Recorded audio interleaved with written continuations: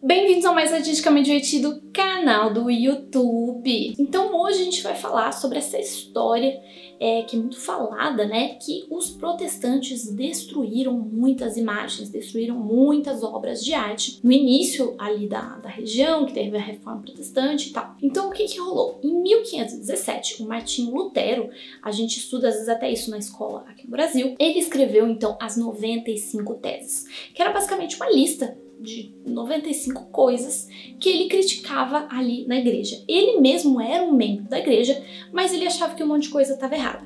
E o que aconteceu é que a partir dessas 95 teses começou todo esse processo que é chamado da Reforma Protestante, que deu origem então às religiões protestantes, ao protestantismo. E várias coisas aí eram criticadas, mas uma das coisas que era criticada, que é o que interessa pra gente aqui hoje, são justamente as imagens. Então o que acontece? A gente tem um trechinho lá na Bíblia que fala que não é para adorar ídolos. Tem toda aquela história, né, de quando Moisés subiu ali na colina, no monte, para ter ali os 10 mandamentos. Quando ele desce, o pessoal tava lá adorando o bezerro de ouro e ele ficou louco da vida. Então não pode adorar ídolos, porque era o que considerava-se que os pagãos faziam. Os pagãos os que não eram cristãos.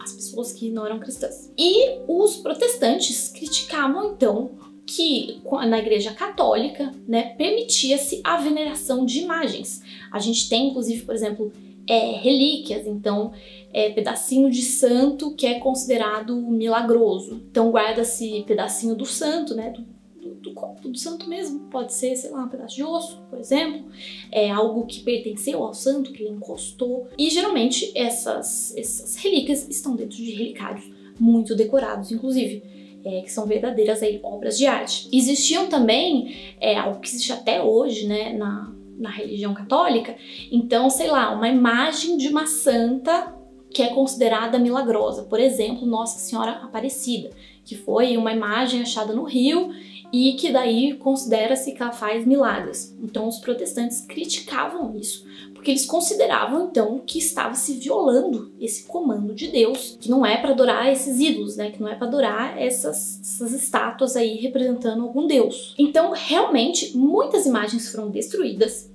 mas não foram destruídas todas as imagens. Tem igrejas, por exemplo, sei lá, uma catedral medieval, a gente tem, por exemplo, a Catedral de São Pedro de Genebra, que tem até hoje vários elementos de decoração medieval em cima ali das colunas, porque foram destruídas algumas imagens-chave. Então, imagens que, por exemplo, eram muito adoradas pelas pessoas, que eram essas imagens consideradas sagradas e tal. E, muito frequentemente, essas imagens eram destruídas com as portas das igrejas fechadas, então não era um espetáculo para deixar todo mundo chocado, justamente tentava-se não chocar as pessoas, então fechar a portinha da igreja. As autoridades, né, do local tiravam a obra, destruía, sei lá, mas não como um espetáculo aí público. Houveram alguns momentos que o negócio perdeu o controle e houve aí toda uma emoção popular, as pessoas saíram destruindo sem controle, sim, isso aconteceu também, mas não foi a regra. E muitas vezes, quando essas pessoas, que não eram as autoridades locais, né, que eram simplesmente cidadãos, saíam destruindo imagens religiosas, muitas vezes essas imagens também tinham a ver com outras questões muito mais sociais. Era muito comum, por exemplo, na Renascença, tivessem obras que mostram ali um santo, a virgem, sei lá, e a pessoa que encomendou a obra tá, por exemplo, ali do lado rezando, menorzinho do que o santo. Ou então, por exemplo, tinham capelas.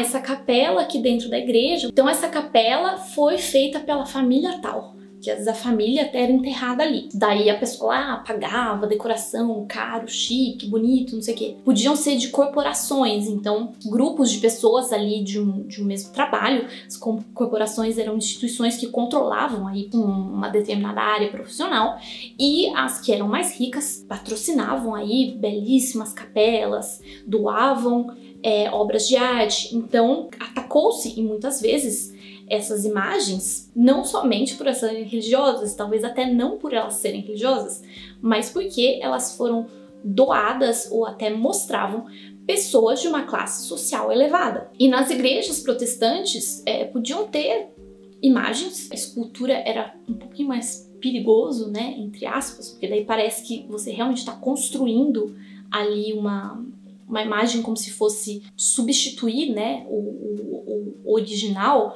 ou estar ali como um intermediário do oficial, que é o que acontece com os ícones bizantinos, que são realmente considerados sagrados, que é realmente considerado que o ícone tá ali em conexão com o santo. Então você reza ali pro ícone, você encosta no ícone, é uma coisa seriona, tem uma ligação ali com o santo. E pros protestantes, se tivessem algumas imagens, elas estariam ali para ilustrar. Por exemplo, haviam bíblias ilustradas protestantes, ou então para ensinar as pessoas sobre alguma coisa, então uma função ilustrativa, né, educativa, ou ainda decorativa, para deixar bonito. E desenvolveu-se então toda uma arquitetura protestante que muitas vezes não tinha muitas imagens, algumas não tinham nada quase de imagem, jogava-se aí com a beleza arquitetônica, mas em muitos locais, em alguns locais as imagens foram praticamente proibidas, sim, mas em vários locais não. Por exemplo, Rembrandt era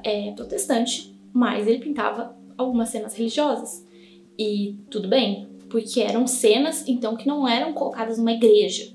Ele pintava essas cenas para devoção pessoal. Isso podia também. Se a pessoa quiser ter uma cena lá religiosa na casa dela, pode também. Mas a igreja não encomendava um monte de obras, como acontecia antes, né? Como continua acontecendo com a Igreja Católica. Então, inclusive, isso permitiu que vários outros temas fossem desenvolvidos em alguns países protestantes, por exemplo, a Holanda. A arte holandesa do século XVII, né, que foi o século que se seguiu ao século da Reforma, teve então muitas obras de natureza morta, de cenas cotidianas, então começou-se a tratar vários outros temas. Mas não quer dizer que não podia em todo lugar que era protestante, em alguns realmente não podia, em alguns períodos, mas no geral não se destruiu-se tanta coisa assim. Destruiu-se bastante, mas não era uma regra, porque inclusive tem imagens que sobrevivem até hoje. E mais recentemente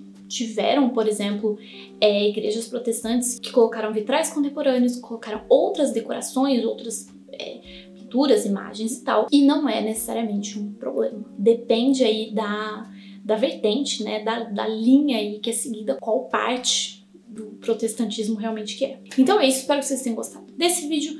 Se tiverem dicas, sugestões, comentários, deixem aqui embaixo. Então é isso, beijinhos e até a próxima!